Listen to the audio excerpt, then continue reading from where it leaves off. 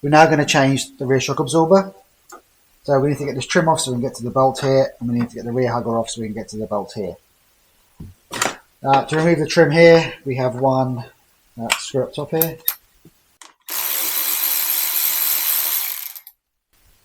One underneath.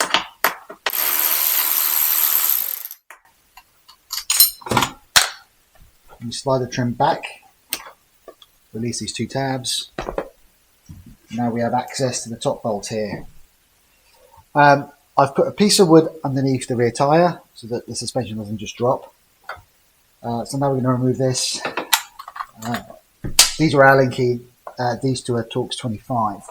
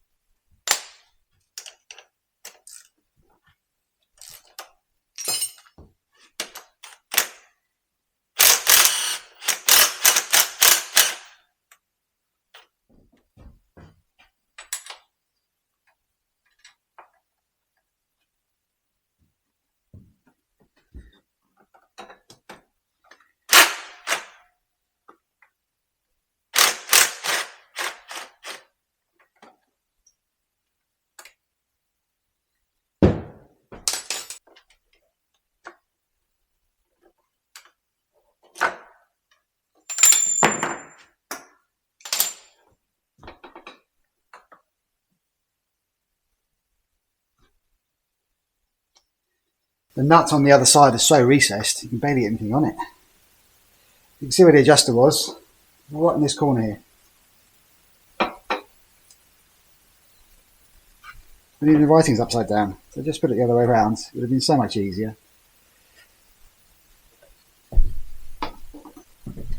Okay, over here we've got a fitting kit. We've got a bracket that goes here.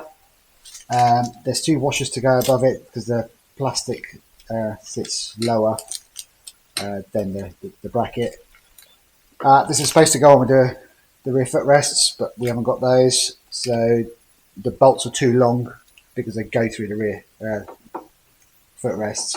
So I've had to get some shorter bolts and some washers. We'll Loctite these in, and then there's a bracket to go on there to hold the cartridge on the side.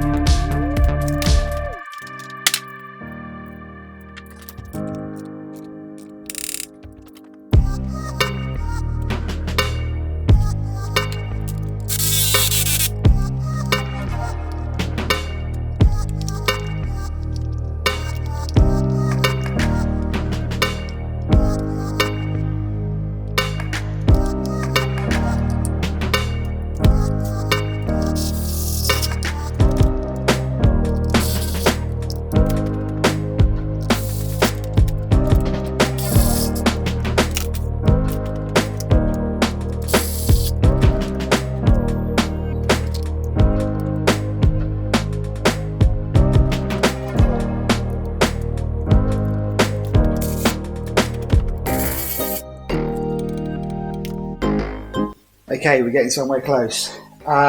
These rear bobbins, I think these are R&G ones I bought, but they're not very good. They're too flat and they're a bit inaccurate.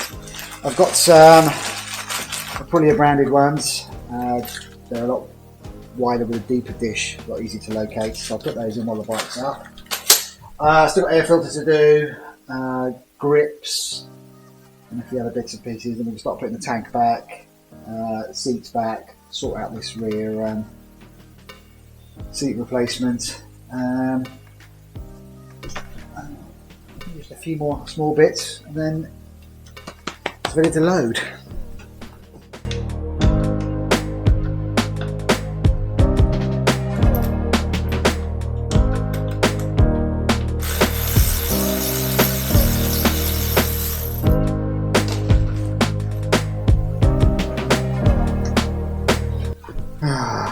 The wrong size thread.